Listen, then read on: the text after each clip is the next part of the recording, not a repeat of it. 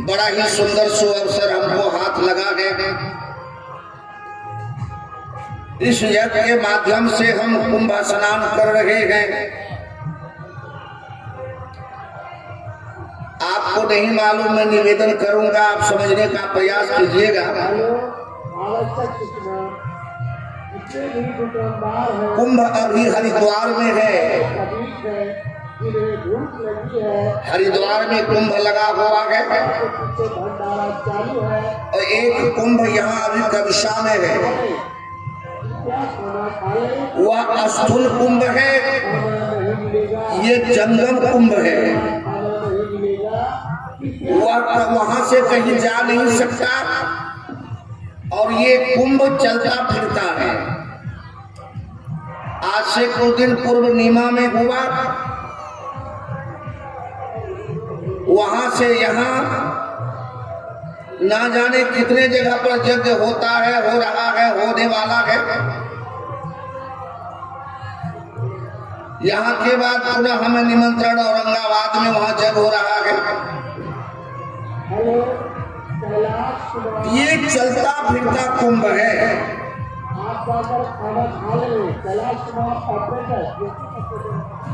हरिद्वार जाने में बहुत कष्ट है और इस कोरोना महामारी में तो और भी अलग है और प्राप्त कुंभ है। एक जाने में डर है,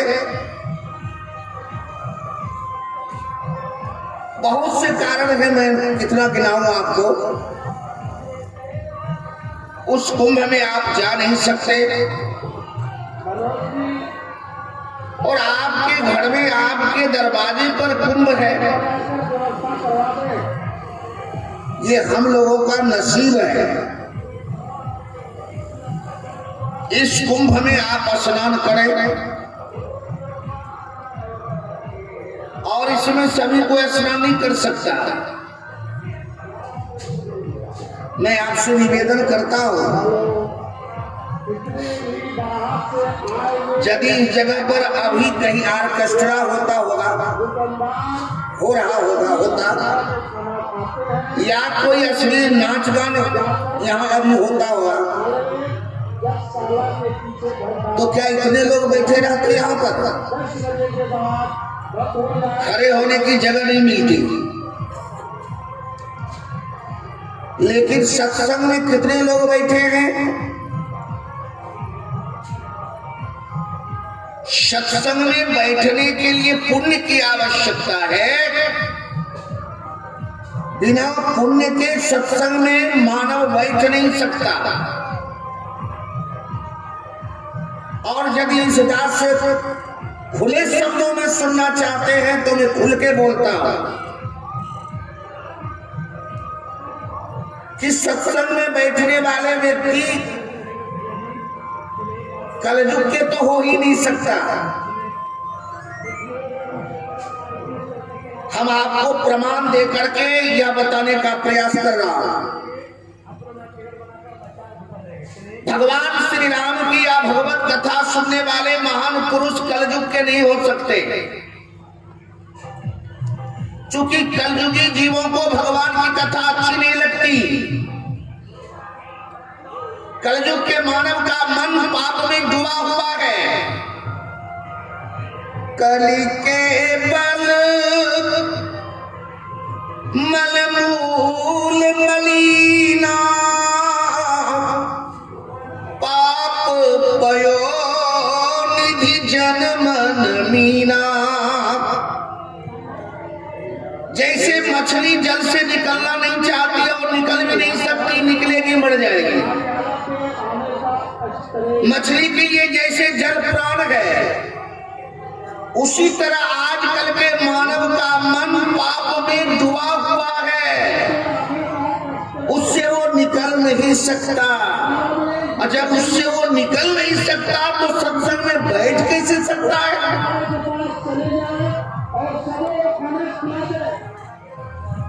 सत्संग में बैठने वाले कलयुग जीव नहीं है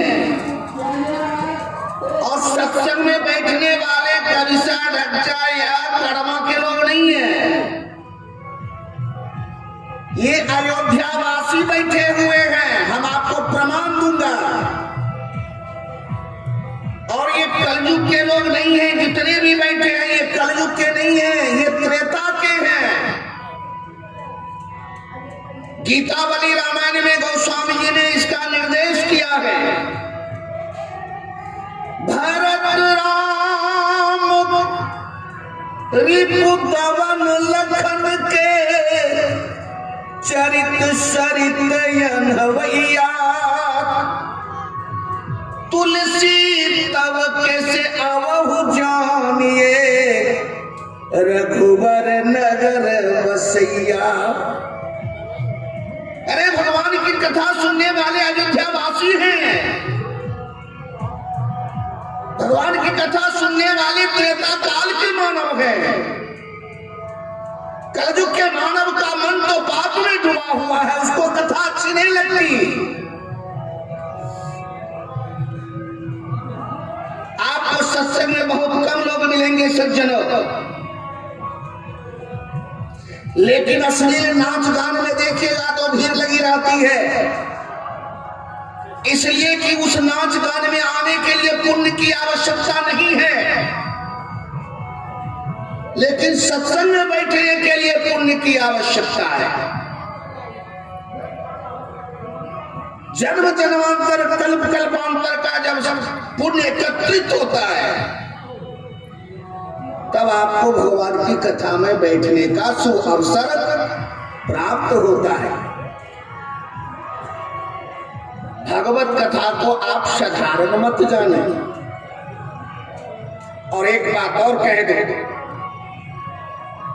जो मानव अहिंसावादी है, जो कहते हैं कि हमने मांस मछली नहीं खाता,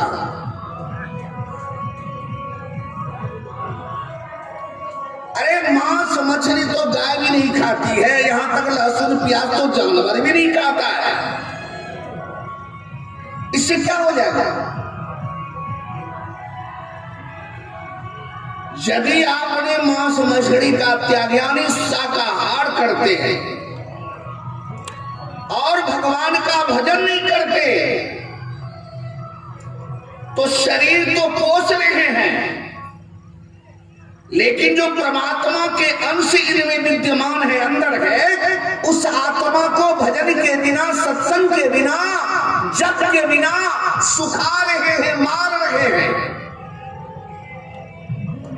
चूंकि शरीर का भोजन अन्न है, फल है, वनस्पतियां हैं, लेकिन आत्मा का भोजन तो परमात्मा का भजन है।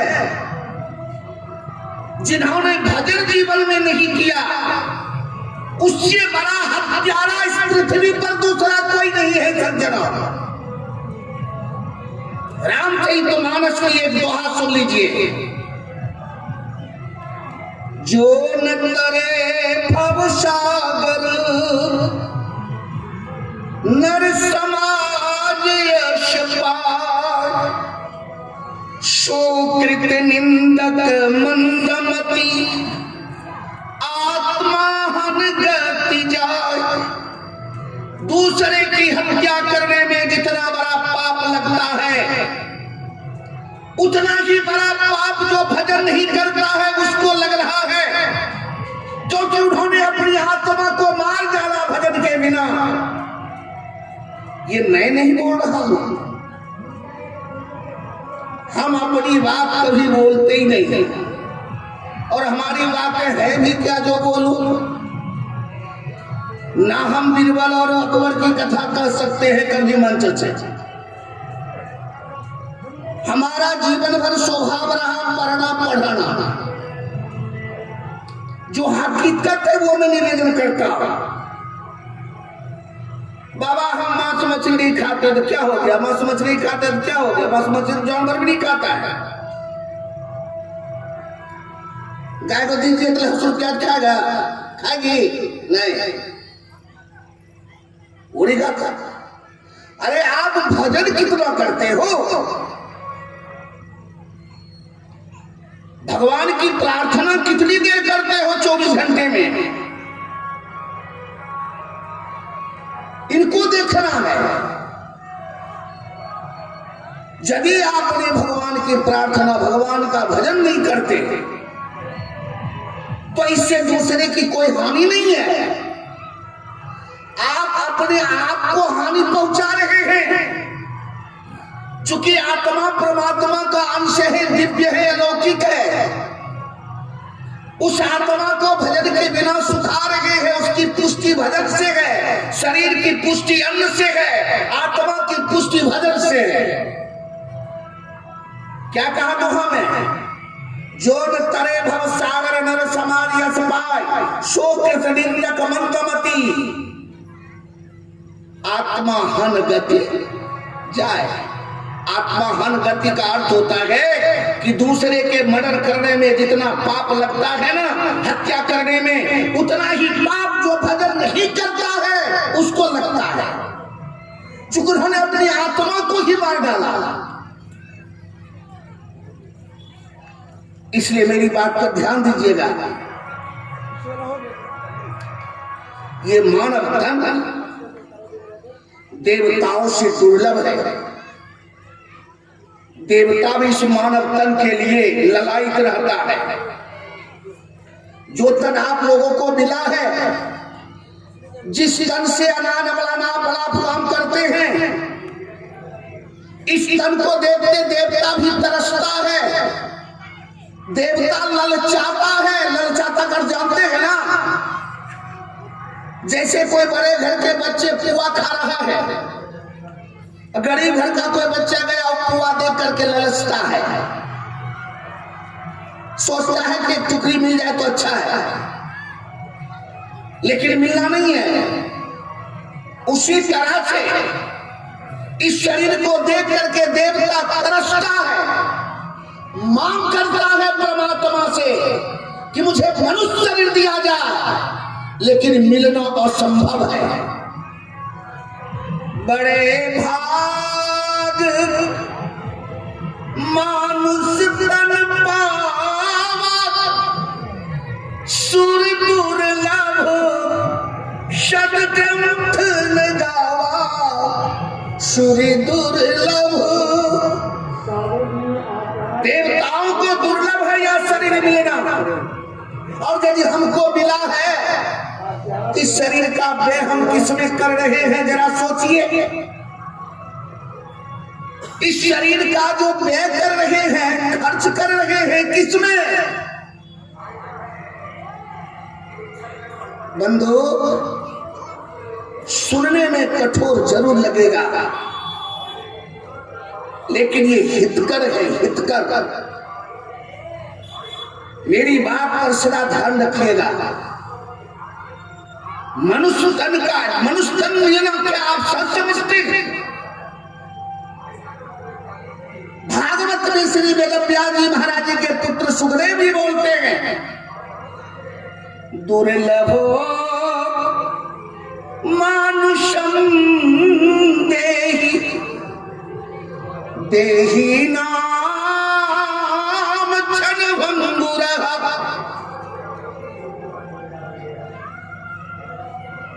जरा ध्यान से सुनिएगा इस श्लोक को।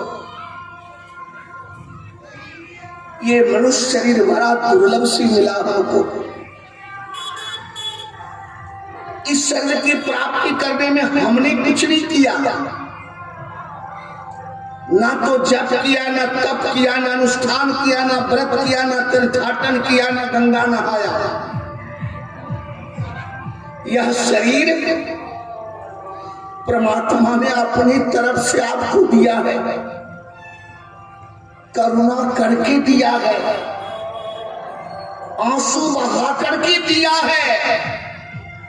आपको 84 में नाचते हुए देखते देखते देखते यह जीव 84 जोड़ी में नाच रहा है। अब इस 84 से निकलने का कोई साधन इस जीव को नहीं है, तो चलो एक बार इस पर कृपा कर दे, मानव तन दे दे।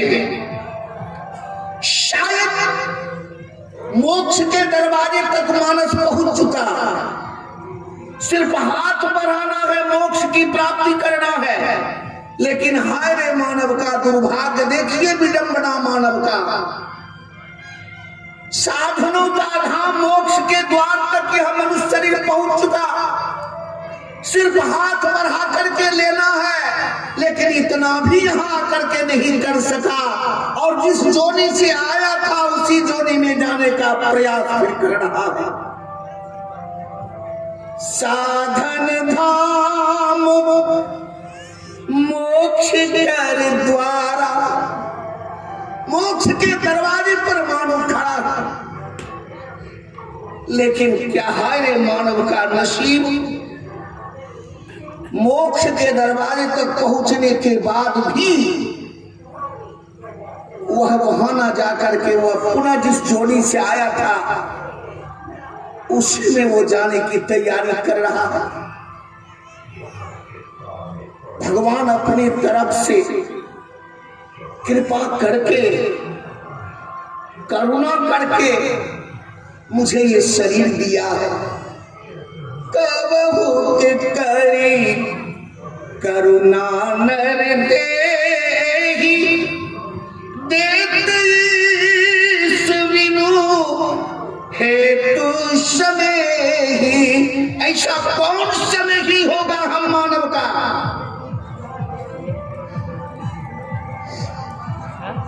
भगवान जैसा स्नेही सज्जनों कोई जीव का है ही नहीं। परमात्मा के सिवा स्नेही इस जीव का ना कोई था, ना कोई है, ना कोई आगे होने वाला है।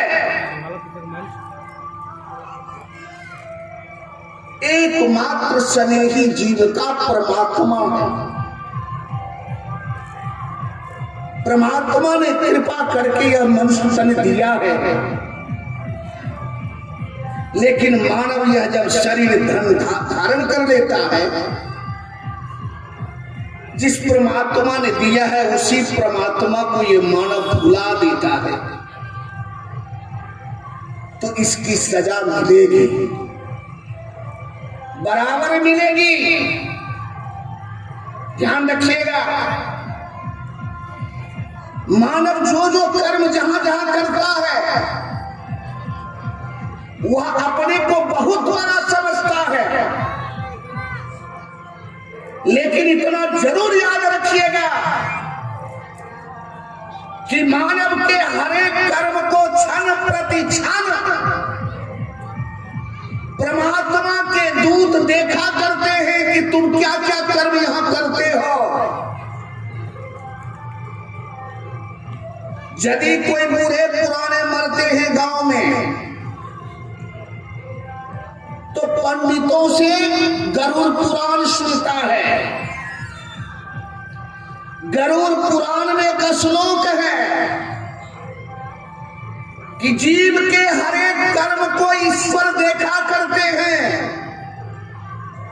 स्वयं गरुड़ पहुंचने वाला उस शब्द को नहीं समझ रहा है। हम कहां क्या करते हैं, रात्रि में करते हैं, दिन में करते हैं, शून्य जगह करते हैं, या किसी से छिपा के करते हैं।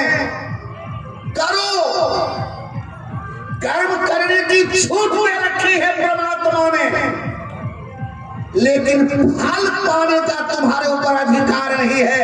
फल तो परमात्मा देते हैं कर्म का। गरुड़ पुराण में एक श्लोक आता है, हम जो भी कर्म जहां करते हैं ईश्वर देखा करते हैं। आदित्य चंद्रा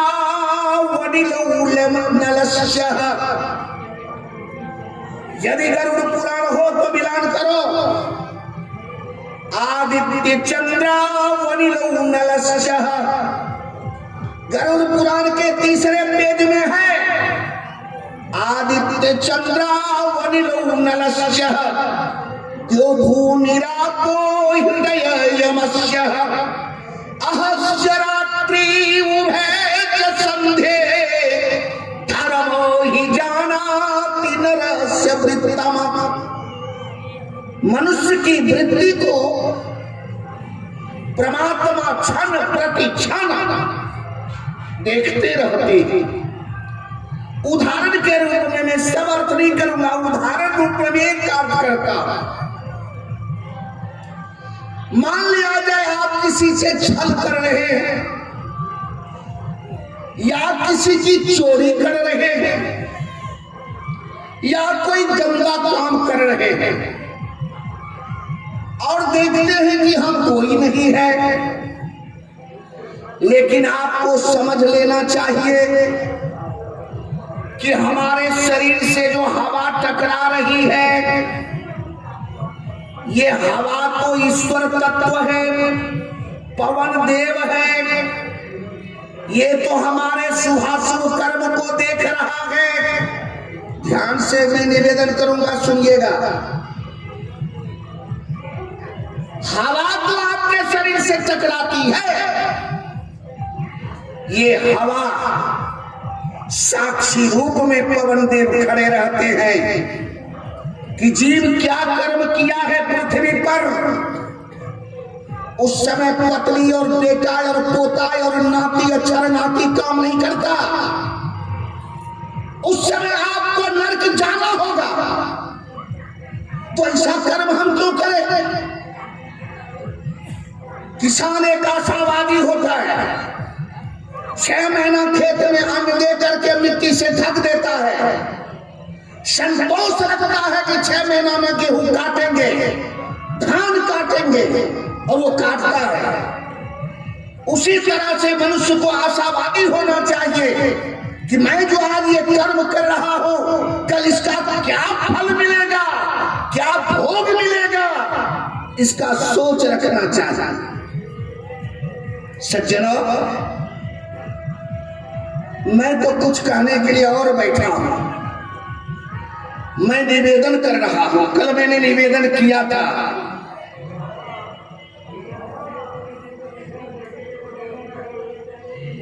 कि परमात्मा के जो भजन करता है, परमात्मा की जो स्वभाव को जान लेता है,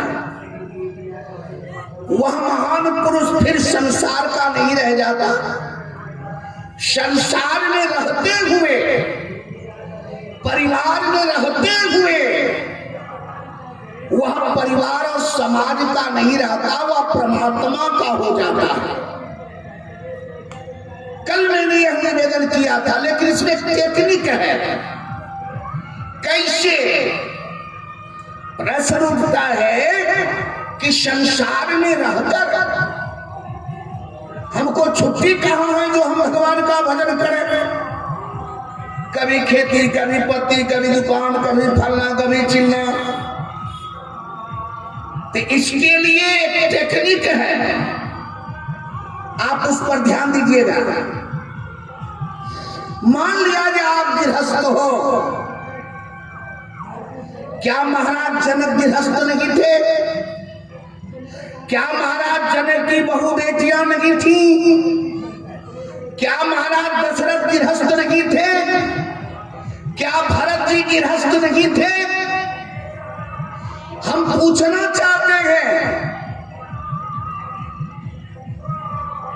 शरीर के अंदर मन है, मन परमात्मा का विषय है, शरीर संसार का विषय है। शरीर संसार में दे दीजिए, लेकिन मन कभी संसार को मत दीजिए। शरीर से भोगिए, भोग का इंटरेस्ट नहीं होगा आपको, चूंकि मन आपके पास है ही नहीं, तो भोग का इंटरेस्ट आपको नहीं मिलेगा। उदाहरण, जैसे आपको बुखार है, शरीर ठीक है, मन खराब है, आपको 3-4 रंग के भोजन बना के दे दे, आपको भोजन का स्वाद अच्छा लगेगा? नहीं। स्वाद मिलेगा? नहीं। क्यों? इसलिए कि मन ही खराब है। याद रखिएगा, इंटरेस्ट लेने का विषय मन का है, शरीर का नहीं। शरीर से संसार को देखिए, अब मन परमात्मा को दे दीजिए। जनक जी महाराज शरीर से संसार में रहते थे, लेकिन मन परमात्मा में था। मन कहा जहां रघुबर पैदे, बिनु मन तन सुख दुख कहु के। आपने किसी का हाथ पकड़ा, किसी की बेटी का हाथ यदि पकड़ लिया है तो उसको देख संभाल करना आपका कर्तव्य है। इसके लिए उसको छोड़ के भजन करने का नियम नहीं है। संसार में रह करके, परिवार में रहकर शरीर से परिवार को देखिए, लेकिन मन परमात्मा का चिंतन कीजिए। मन से परमात्मा का कहना है कि मुझे तुम्हारा शरीर नहीं चाहिए। अब परिवार को आपके शरीर चाहिए, चाहे बेटा हो, चाहे बेटी हो, चाहे पत्नी हो, चाहे साला हो, चाहे सरहोज हो, चाहे सास हो, सबको आपके शरीर की आवश्यकता है। लेकिन परमात्मा का कहना है कि मुझे तुम्हारा शरीर नहीं चाहिए। जननी जनक बंधु सुत दारा, तन धन भवन सुहृद परिवारा। सबके ममता ताग बटोरी, मम पद बांधी मन ही पड़ तोरी। अरे मन रूपी रस्सी से हमारे चरण बांध लो न, तो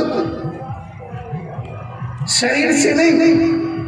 तुम्हारी धन की मुझे आवश्यकता नहीं है, तुम्हारी शरीर की मुझे कोई